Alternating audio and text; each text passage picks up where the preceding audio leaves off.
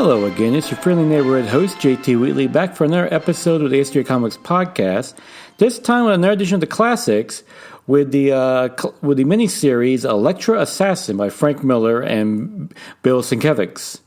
This is a now classic 8-issue miniseries that was published originally under Marvel's Epic line that was separate from their more mainstream line, and thus was able to be published outside the Comics Code as depicted in the storyline, and ran from August of 1986 to March of 1987, and it was basically the story of Elektra, who, after recovering in a mental ward, finds out that there's this creature called the Beast is trying to engineer the election of a president who will bring about nuclear war, and fights to stop him, only to find herself actually being thwarted by S.H.I.E.L.D., particularly one agent named Garrett, who may or may not turn out to be her ally in the end.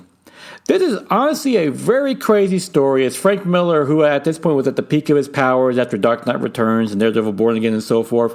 And he was pretty much, you could tell he's allowed to pretty much do what he wants. He's very experimental with this. In many ways, it's a satire of espionage and ninjas and spy magazines and so forth.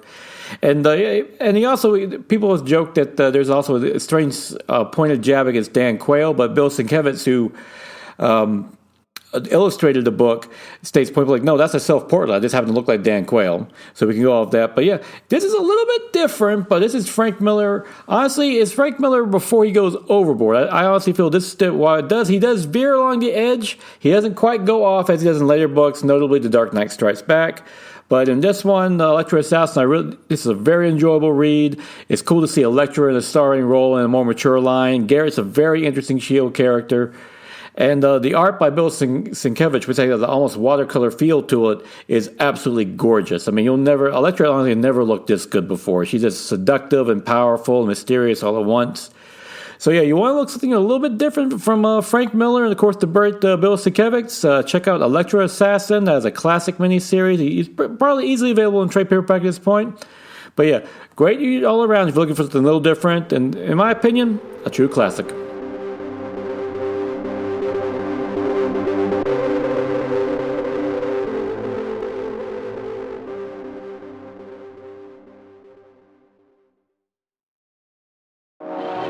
Look, we gotta talk. Yeah, Thunder Talk. We're going all kinds of sideways with that sweet nerd junk.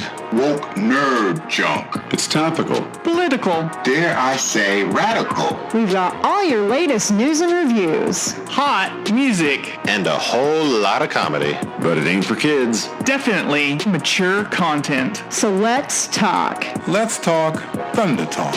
Thunder Talk is a proud member of the ESO network. Now is September 9th, 2021, time for my favorite comic of the week.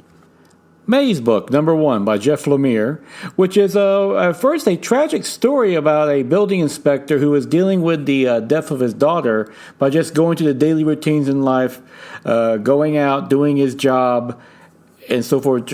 But discovering that he's kind of stuck in the maze that is his life right now. But all that seems to come to a head with a tragic twist at the end that really shows this book may be going in a crazy new direction. This is a great book by Jeff Lemire, who not only does the writing, but also the art. And people have always pointed out when Lemire decides to do the art, it's always a big event because he has a very cool abstract style that's creepy just by reading it. And he does a great job illustrating just the maze of this man's life. How he's just like something that's in a simple routine shows he's actually stuck and just trapped in like where is the cubicles or the street corners and so forth.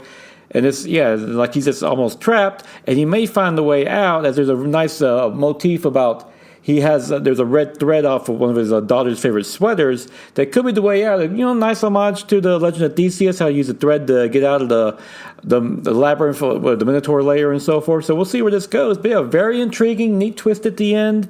Great writing and art by, of course, Jeff Lemire. He's one of the best creators in the business right now. So yeah, definitely check out May's book, number 1, looking at something neat to read. And of course, the big news outside of comic books was Shang-Chi, the Legend of the Ten Rings came out over the weekend and that is an absolutely fantastic film, one of Marvel's best in recent years. Simu Yu is fantastic as the title character, is an instantly charming lead, along with some great martial arts prowess. Awkwafina, of course, is hilarious as his platonic best friend, who, despite being female, they have a nice, casual friendship, which is great and real fun and supportive of one another. But honestly, the best performance in the film is Tony Young, who, great Chinese actor who gives a real great performance as Shang-Chi's villainous father. But unlike other villains in the past, his motivation is really emotional, and you just have to see where it's going. But beautiful film, and behind the camera, the writer-director's craft is great homage to past martial arts and Asian films with the appearances of classic Asian characters and mythological creatures. Some great fight scenes, and a nice twist at the end. And and also a character from a previous Marvel film shows up, and it works perfectly in the film when you realize where it was going. Yeah, so just a great watch. Highly recommended. Of course, the film did great over the Labor Day weekend, set the Labor Day weekend records. Even with its own classic Marvel, that's what they do. So definitely check it out if you get a chance. And also, of course, I am back from Dragon Con this weekend. Had a great time. Tried out the old Spider-Man Yar costume, which is apparently a big hit with a lot of fans. And they'll probably be bringing it back again when they do the parade full time, because I have a feeling the kids will definitely love it. That's why we do the parade, for the kids. It's so much fun. But I also have to give congratulations again to my friends Dan Klink and Mark McCrae, whose panel that Friday night at the Hilton at Dragon Con on the inspiration of Star Trek the Animated Series was fantastic. Great work by both of them. Great Q&A, despite some strange hecklers showing up and trying to ruin it.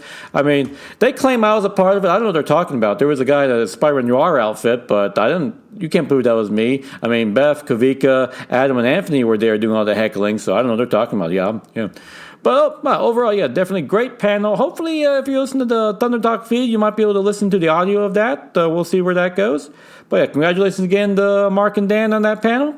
And until then, I hope everyone has another good week. Probably joining you next week when there'll probably be another edition of the Classics. Still hard at work on episodes and so forth. Oh, and another thing about Dragon Con, I did get to meet my all-time favorite artist, John Romita Jr., and attend and go to a few of his panels. Fantastic storytelling. He gets to know about his career, his father, how he's a big influence, the origin of the look of one of his creations, Typhoid Mary, which is actually hilarious. You never heard the story. And I got a signed print from him with the Punisher, which is very cool too, because he looked at that print and he goes, "Why does it look so good?" Oh, Klaus Janson did it, which makes sense. Klaus Janson, one of the great inkers of all time. But yeah, great Dragon Con. Great to be back at conventions. And once again, hope you have a good week. Join me again next week for another edition of the Classics. And until then, go out and enjoy yourself a good comic book. And if you like to, check out Elektra Assassin. Something different and, in my opinion, a true classic.